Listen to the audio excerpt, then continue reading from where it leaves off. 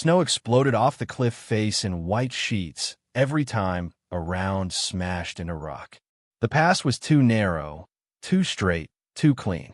It felt like a rifle barrel they'd all crawled into, and now someone had pulled the trigger.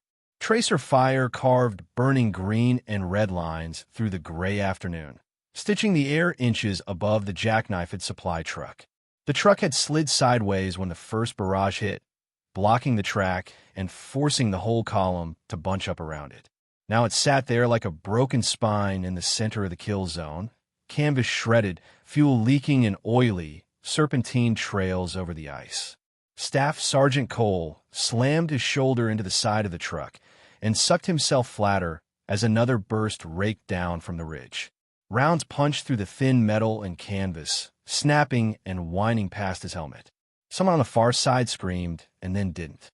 "Stay down," he bellowed, throat raw, breath turning into white steam in front of his face. "Heads low. Don't move unless I call it." But they were already moving because people always moved when they were scared, and fear was everywhere. Fogging goggles, making fingers clumsy on rifle safeties, driving them to peak where no one should. Up on the ridge to their left, the machine gun opened up again, a steady, punishing rhythm. It wasn't searching. It wasn't guessing. It was raking. "Second squad, report." Cole shouted into his radio, pressing the headset tighter against his ear. "I need your head count right now. 2. This is Red 1. Talk to me." Static washed back. Then voices, overlapping, tripping over each other. "We're in the open." "I can't see them, Sarge. I can't." "They've got the high ground. They're everywhere up there." The next burst cut them off. Snow puffed out of the ground in a straight line, walking toward the shape of a man, dragging another by the shoulders. The line caught up, and both shapes dropped, tumbling into each other like cut string. Cole swore without sound and pressed his forehead against frozen metal, trying to think past the rising static in his skull.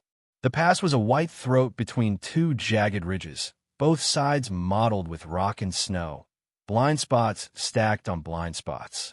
They'd driven into it because the map said it was the only way through and the weather report said they had a window. Only the enemy had seen the same map, and they'd been here first.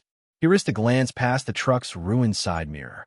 The column was a mess. 2 more trucks stuck nose to tail. A troop carrier slewed at an angle where its driver had tried and failed to reverse. Men were plastered behind wheels, under axles, pressed in shallow snow hollows where the bullets had dug them a little deeper. The air smelled like exhaust, hot oil on cold metal, sharp cordite, and something copper underneath. "Sarge!" someone yelled from behind an overturned crate. It was Kim, his grenadier, helmet askew, snow clinging to his lashes. "I'm gonna throw smoke. I can get us a curtain if—" "Don't you move," Cole snapped. "They've got the whole plateau zeroed. They're waiting on someone dumb enough to stand." But even as he said it, he knew Kim was right. Without smoke, they were just shapes on white, flinching every time the ridge thundered. They couldn't reach their wounded. They couldn't reach the vehicles that still ran. They couldn't do anything but die slower. On the ridge, the machine gun shifted slightly, a tiny correction in angle. A beat later, a medic who'd just crawled out to reach a down man jerked, convulsed, and stayed flat. The gun didn't track away. It walked a tight rectangle around both bodies, just to be sure. Pre-sighted. They'd tested this. Fired it. Adjusted. Waited. Cole's gut went cold in a way that had nothing to do with the snow. "Kim." He looked at the young grenadier, saw the fear, saw the stubbornness underneath. "On my mark. One can only." "You pop hands, then hug the ground like it's your mother. You hear me?" Kim nodded fast, fumbling for a smoke grenade. His hands shook as he pulled the pin. Cole sucked in a breath to count him down. The world cracked. It wasn't the heavy, chattering roar of the ridge gun. It was a single hard rifle report that came from somewhere else entirely, a sharper sound that seemed to slice through the rest of the noise. It echoed differently, too, clean like it bounced once off distant rock and then was gone. On the ridge, the machine gun stuttered again, then fell silent mid-burst. The last few rounds went wild, skipping wide of the truck and sparking in the rocks beyond. For a second, no one moved. The echo died. Even the wind seemed to hold its breath. Kim froze, smoke grenade warm in his fist, eyes wide. Did we get them? He whispered. Cole hadn't fired. No one in his platoon had that angle. They were trapped below, every rifle pointed up, and the ridge line was a ragged wall of white and stone. There was nowhere for a friendly shooter to sit with that kind of view. Another shot peeled the air.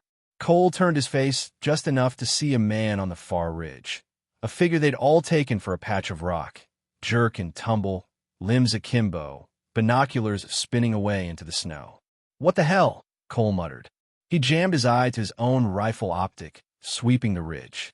Nothing but snow, rock, intermittent muzzle flashes from smaller rifles further along. No glint, no silhouette, no friendly helmet. Just the afterimage of that collapsing enemy spotter burned onto his retinas.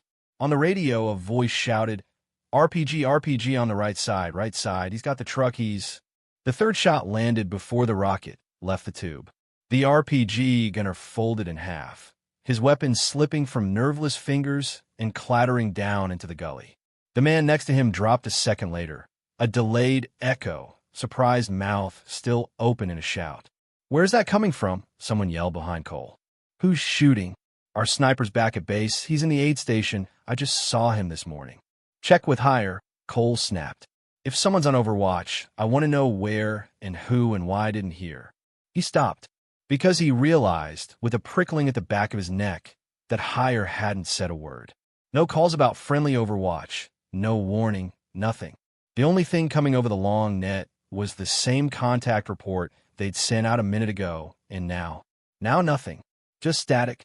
The ridge flared with sporadic fire as the enemy tried to adjust to this invisible threat. Single shots snapped back from their side, probing, guessing. A muzzle flash winked from a narrow cut in the rock above them and vanished just as fast, as if afraid of being seen. Cole pressed his cheek harder into the ice. Red one to all red elements, he said slowly, the words tasting unreal in his mouth. Unknown friendly shooter engaging upper ridge. Repeat, unknown friendly on high. No visual. Stay down and exploit when you see a gap. Red one, this is red two. A hoarse voice came back, punctuated by close-in impacts. Sarge, I swear, we don't have anyone up there. Our long gun's in the rear truck, Corporal Diaz, he's bleeding out. I got his rifle in pieces down here. Whoever's hitting them, it ain't us. Another enemy muzzle glint, a fraction of light off glass on the ridge's far shoulder. Another rifle crack, that cleaner sound that wasn't theirs. The glint went dark. Near the front of the column, a wounded private lay on his side, half hidden under a splintered pallet. Blood seeped through his torn winter gear, hot against the ice, steaming faintly. His vision tunneled, edges gray, but he kept his face turned toward the ridges because something about those shots tugged at him. Through the haze, the world slowed, each sound muffled, like he'd slipped underwater. He watched the line of the left-hand ridge as if in a dream. Jagged granite teeth, wind-sculpted cornices, a distant snow-covered cliff face that looked flat, featureless, uninhabitable. No movement, no shape perched there, nothing.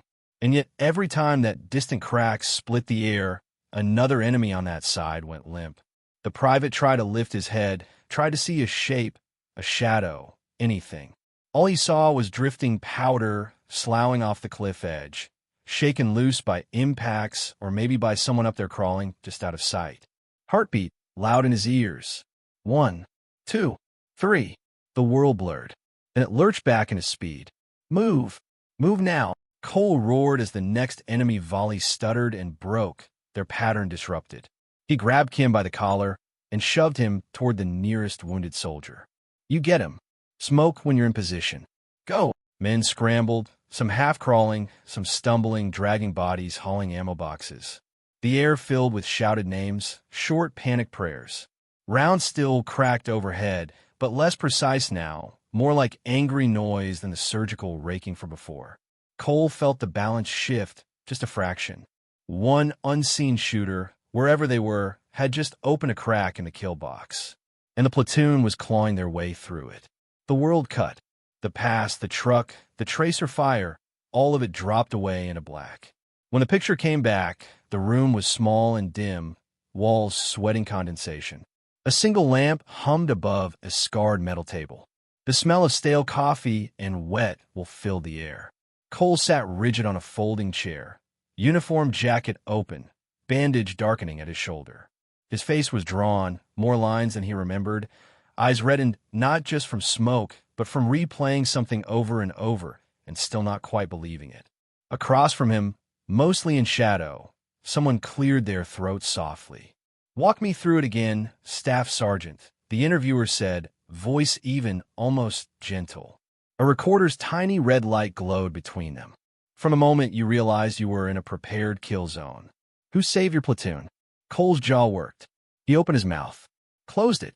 He remembered the ridge, the impossible shots, the way the machine gun had gone quiet mid-burst, the RPG gunner dropping before he could fire, the feeling of being watched by someone who wasn't the enemy, someone who saw the whole board. He also remembered, dimly, stumbling back into the valley afterward, half frozen, half deaf, and catching a glimpse, just a glimpse, of a figure stepping down from a snowy slope near the calm spur above the base.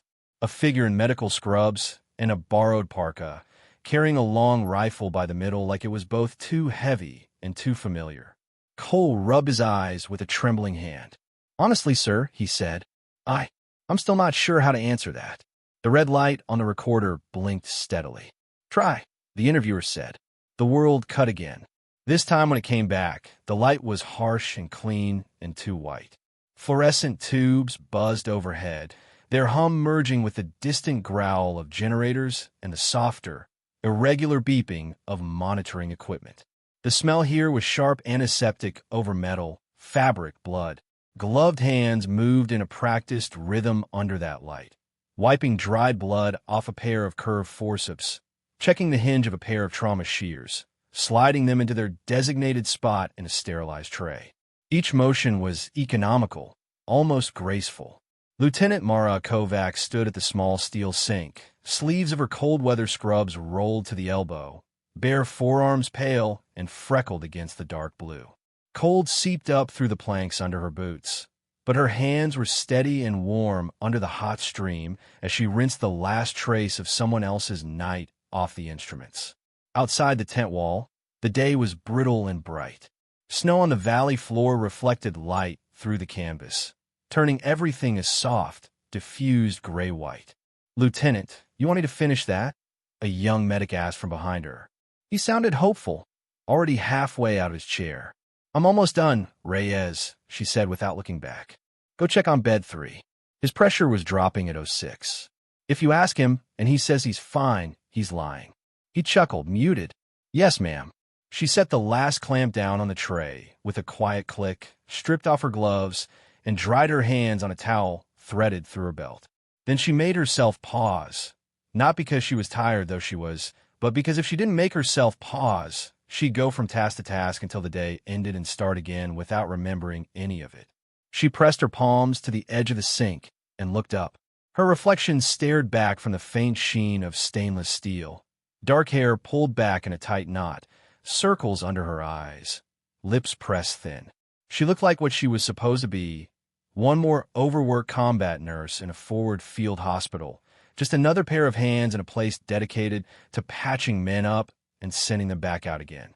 Behind her, someone had pinned a small mirror to the tent pole at face height. She avoided that one. When she did look, sometimes when no one else was around, she saw other things.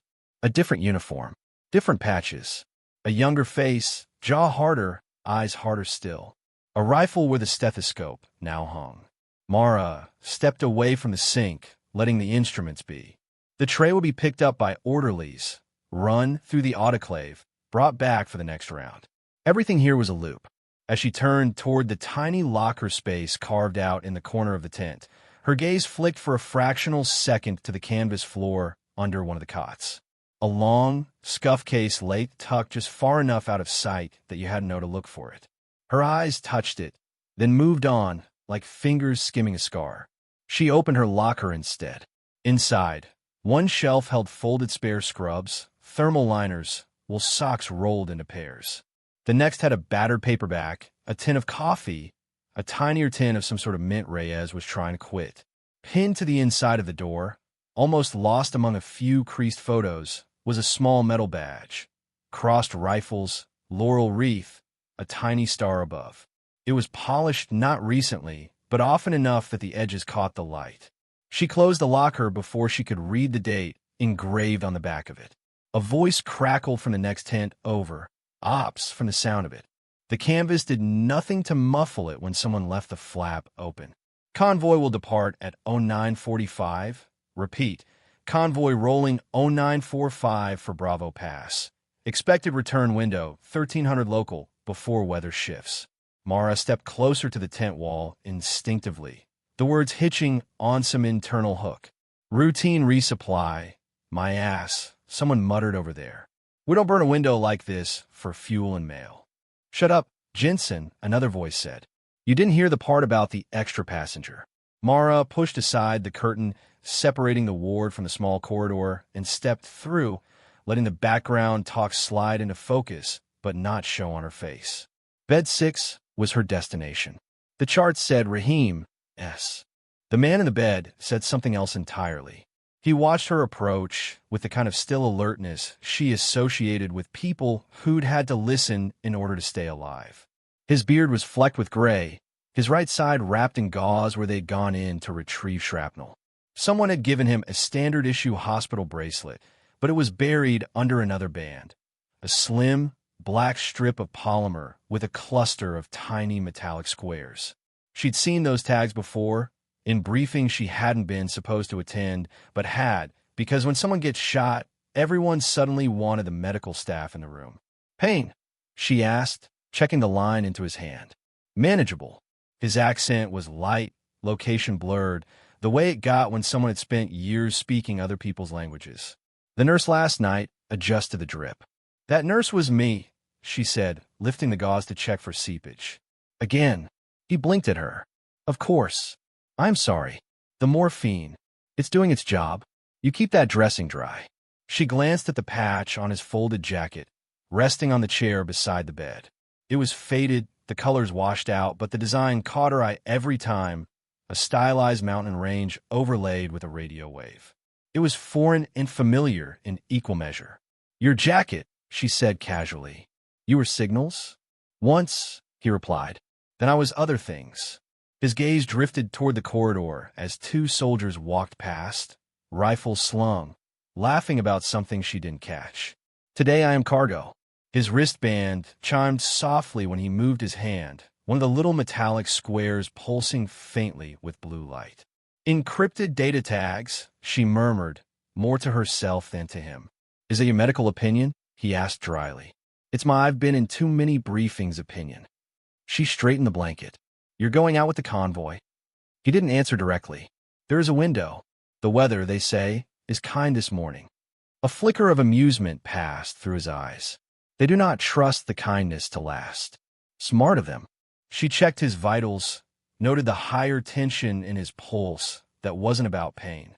You've traveled with us before? Not like this.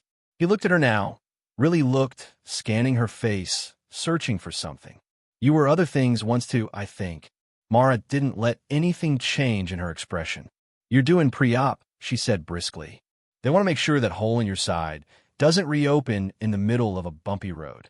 He smiled faintly, but he let her work.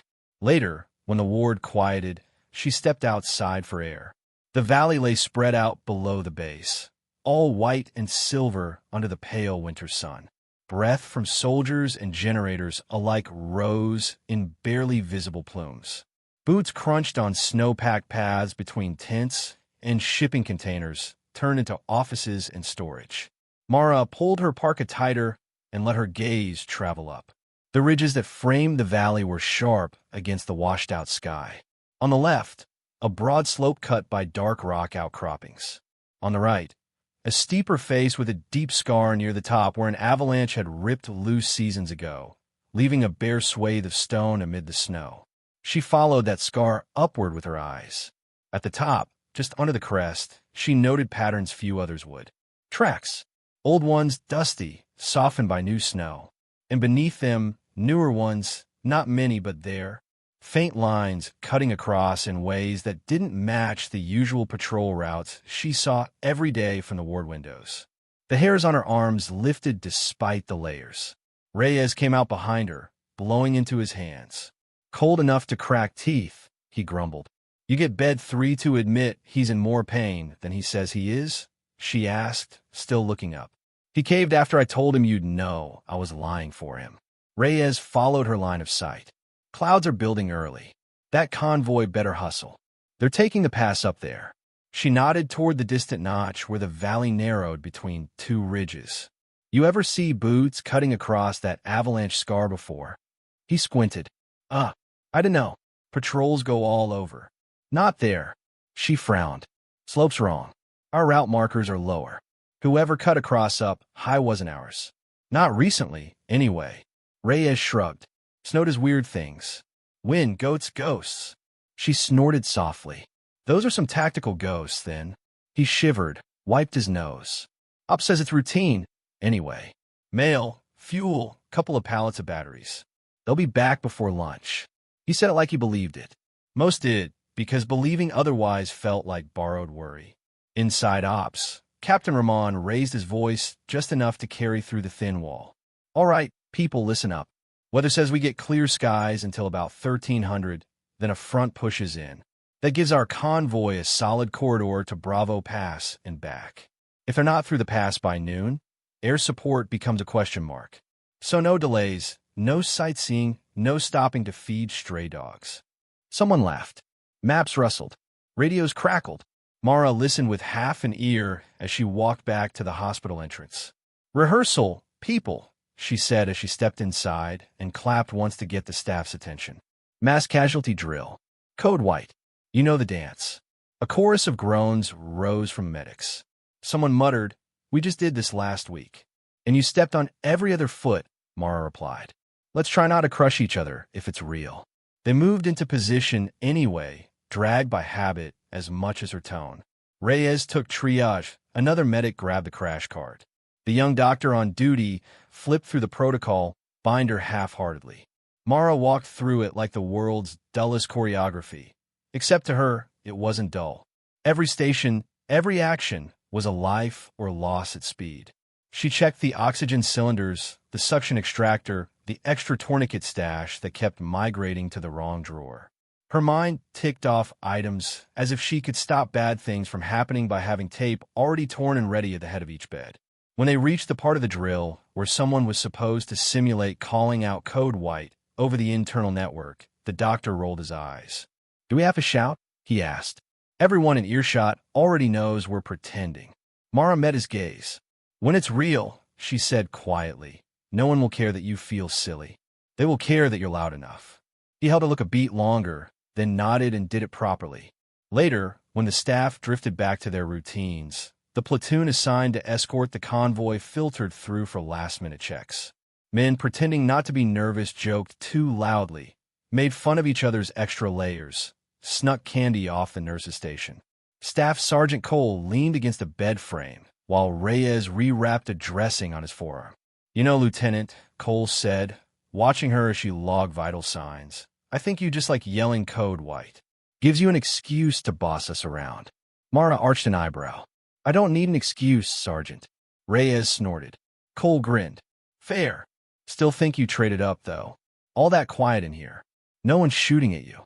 Way better than lying in the snow, wondering which rock's about to start suppressing you. Quiet, huh? Mara glanced around the ward, at the machines, the murmurs, the occasional low groan. We must work in different hospitals. He shrugged. Different from the ranges, then?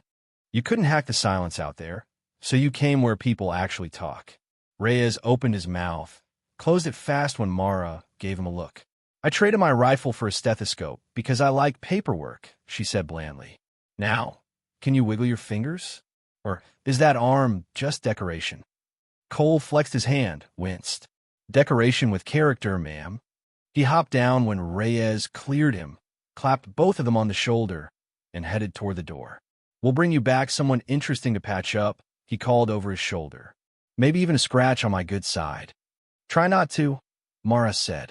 It came out lighter than she felt. She followed him to the entrance without meaning to.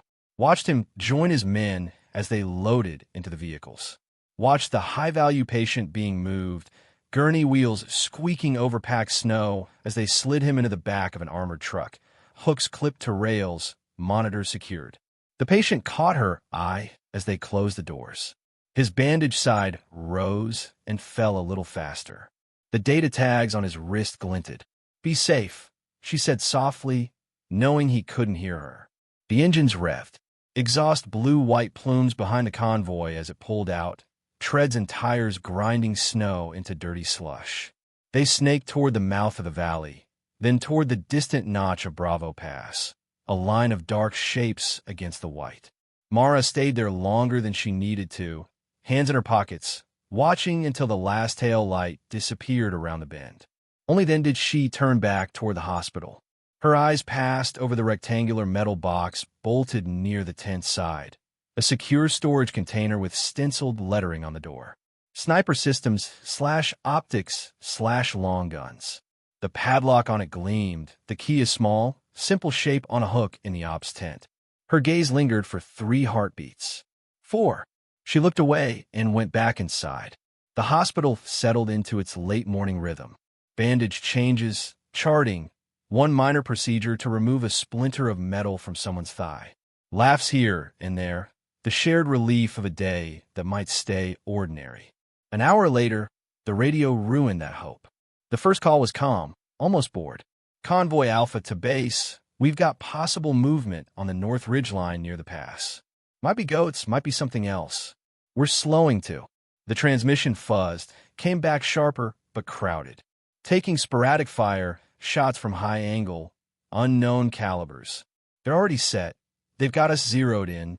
Incoming, incoming. Mara stepped out from behind a curtain, one hand pressed to her earpiece. She moved toward the door without thinking, pulled by the sound of all the things you hoped not to hear. "Say again, Convoy Alpha," Captain Ramon said over the net from ops.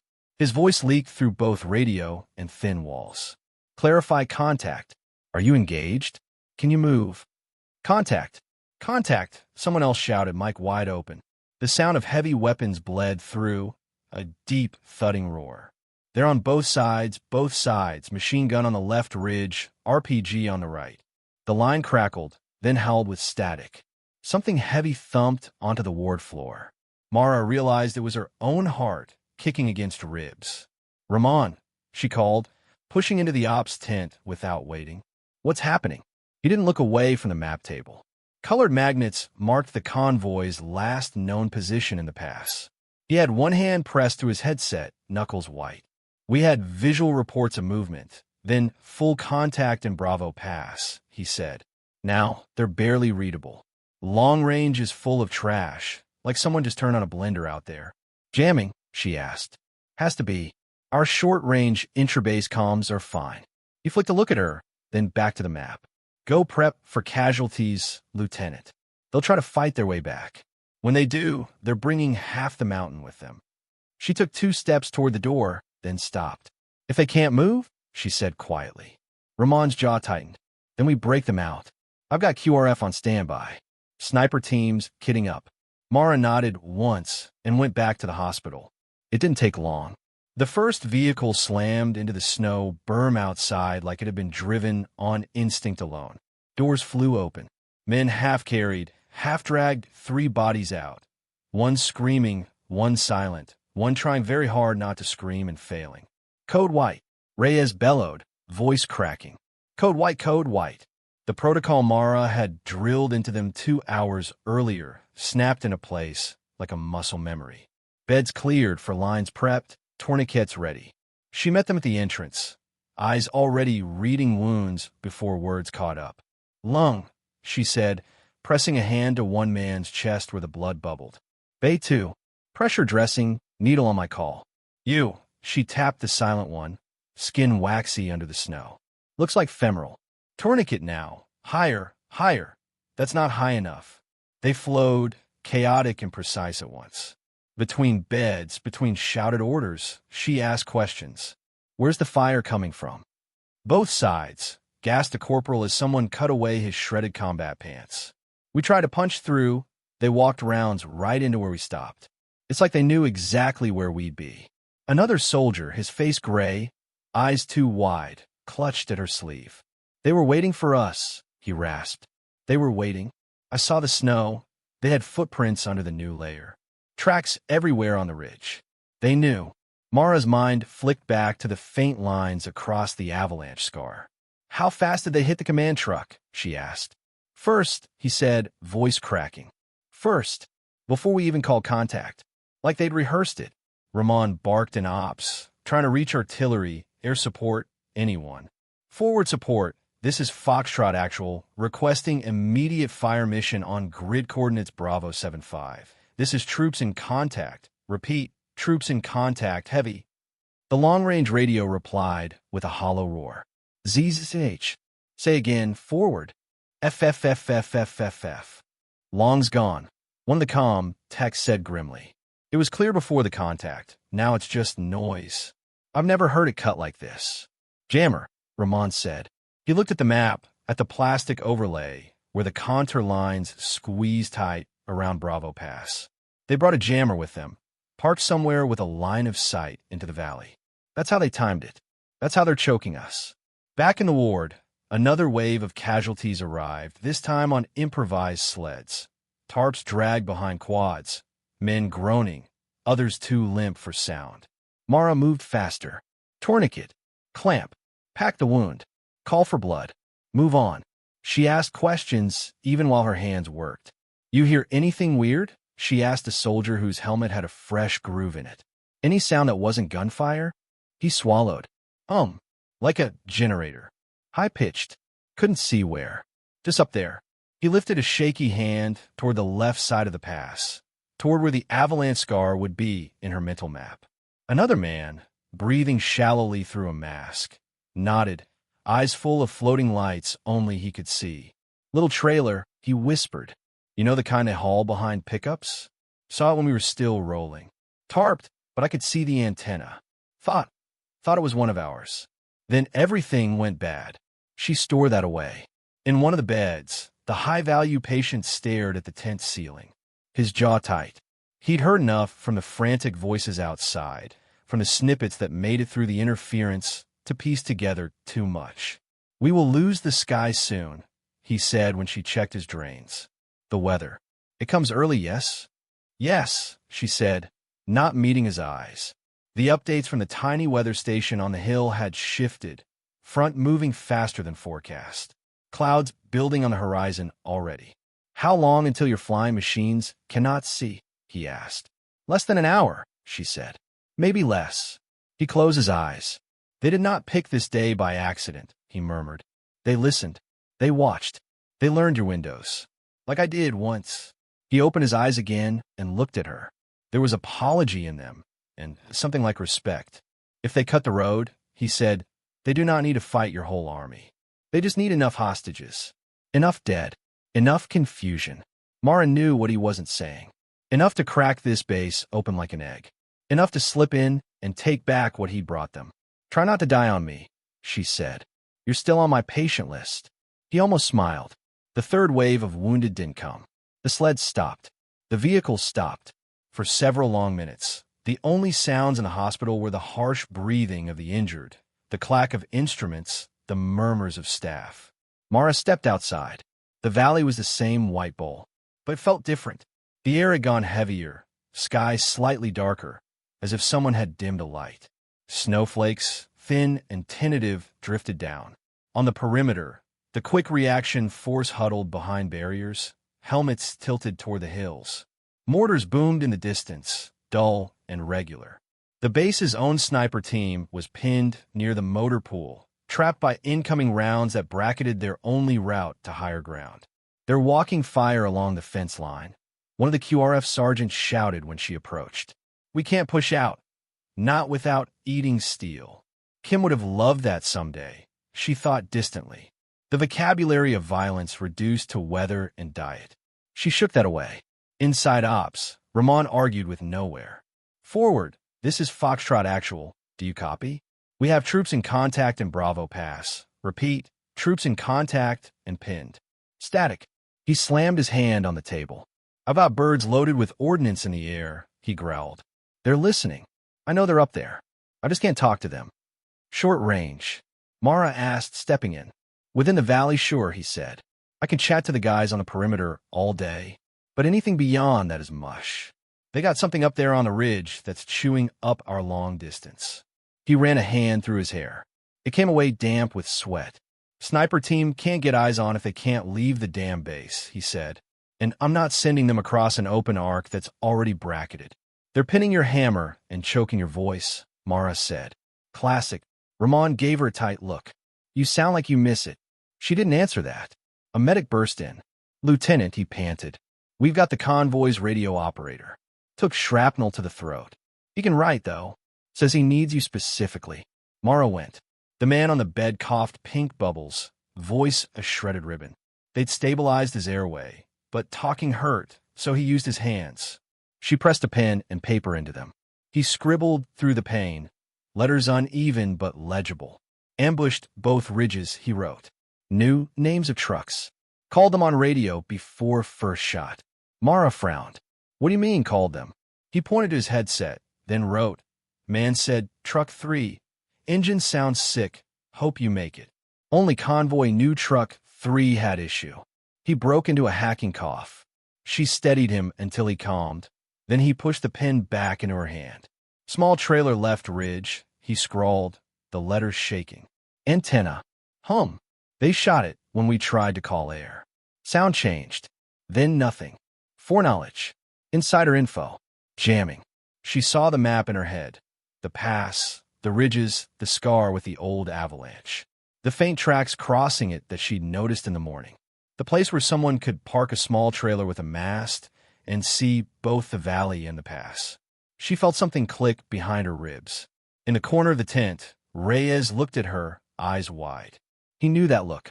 He'd seen it once, months ago, when she'd watched a training video on long-range interdiction and her shoulders had gone rigid in that same quiet way. "What are you thinking?" he asked. She heard his voice from far away. "I'll be right back," she said, and left before he could stop her. She went to ops again. "Captain," she said, "I think I know where their jammer is." Ramon stared at his map, circles drawn and redrawn. "You're not the first one to guess," he said.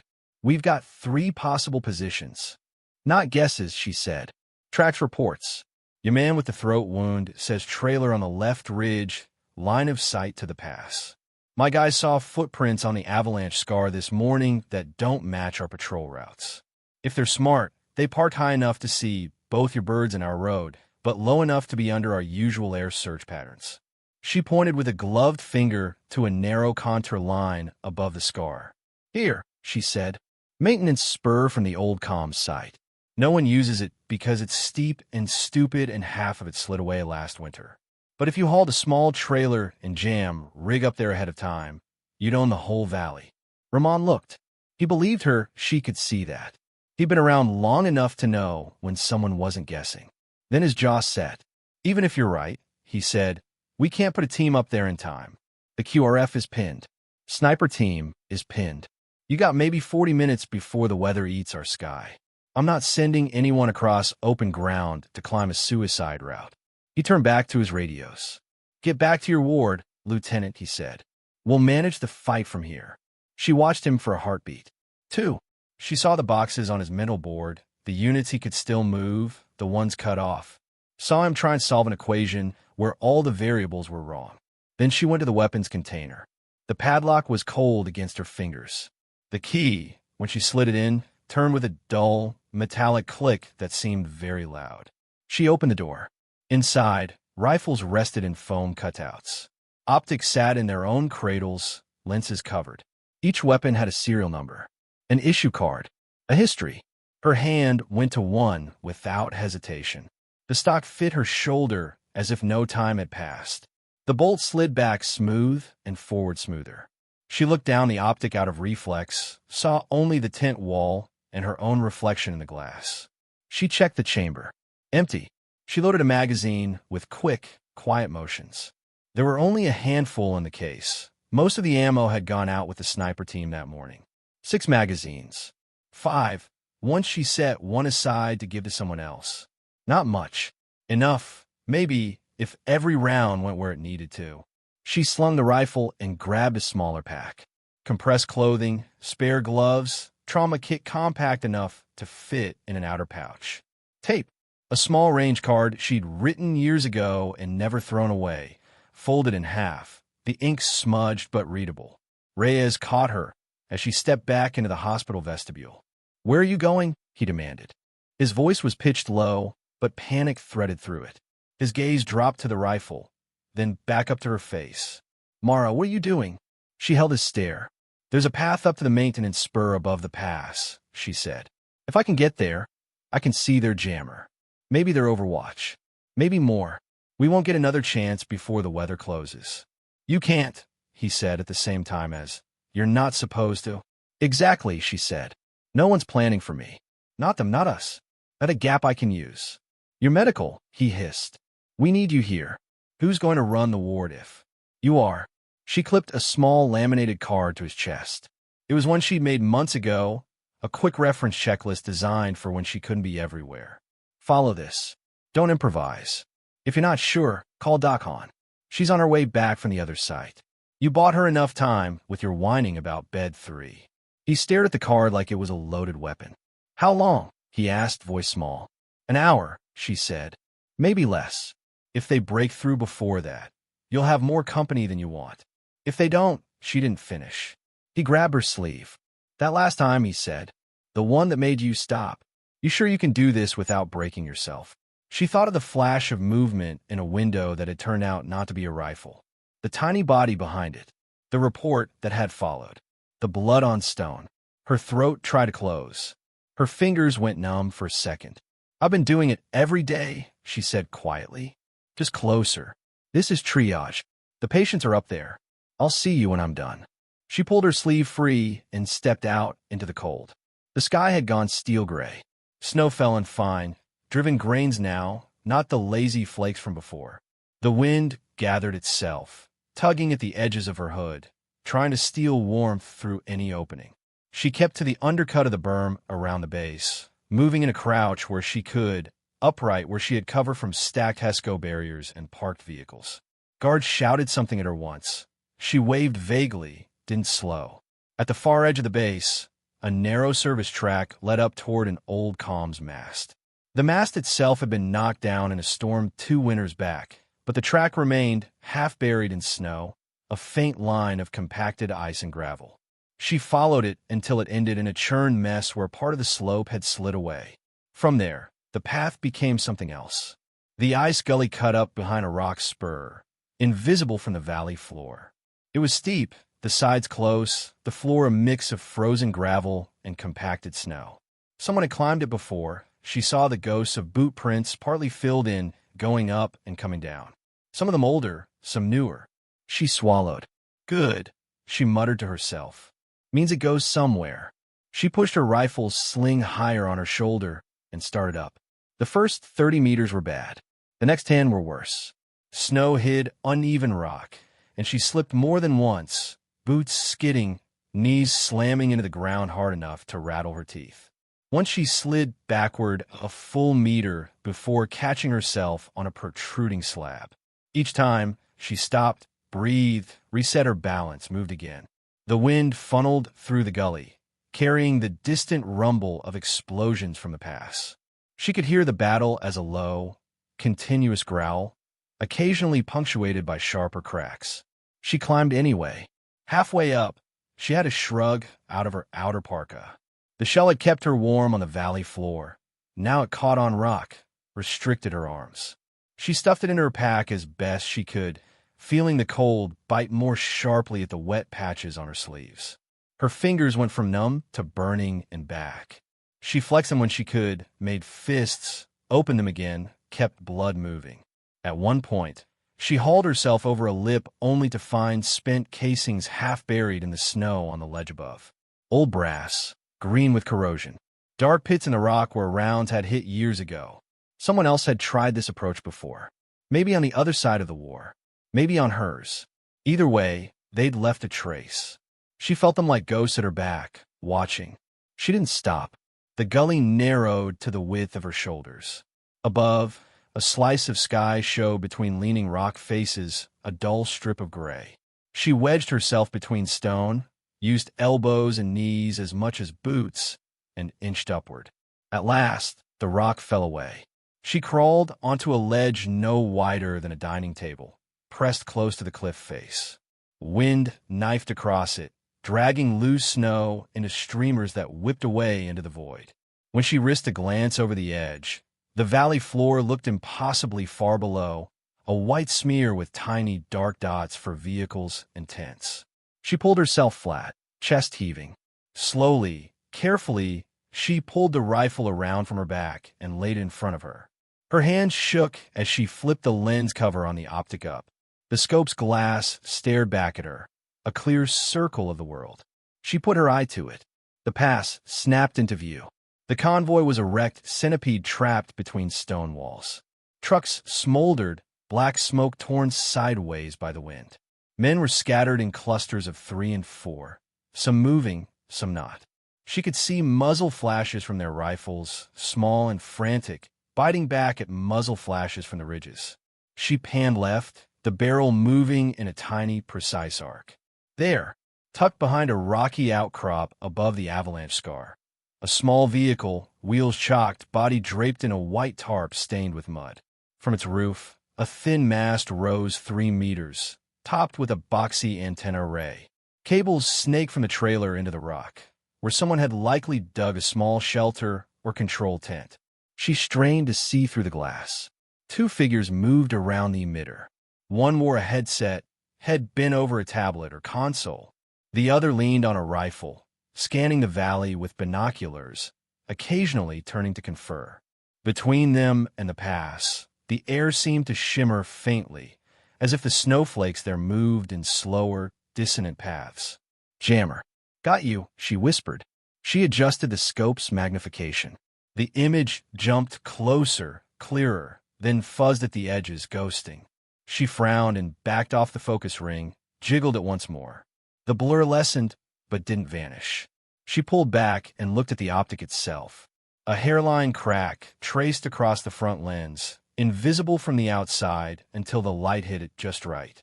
It had probably been knocked in transit or when someone dumped the case last week. No one had noticed. No one had needed it. She stared at it for a long second. "You have got to be kidding me," she said. It wasn't unusable. It just wasn't perfect. The edges warped at higher magnification. The sweet spot in the center was smaller. She'd have to trust her memory for holdovers more than the reticle markings at distance. It would be harder, slower, but not impossible. She took a breath, forced her hands to stop shaking, settled the stock into the pocket above her shoulder. The rifle felt like an old language on her tongue, rusty but familiar. Somewhere below, men she'd patched up before were bleeding into the snow, calling for help she couldn't give at arm's length. So she gave them this instead.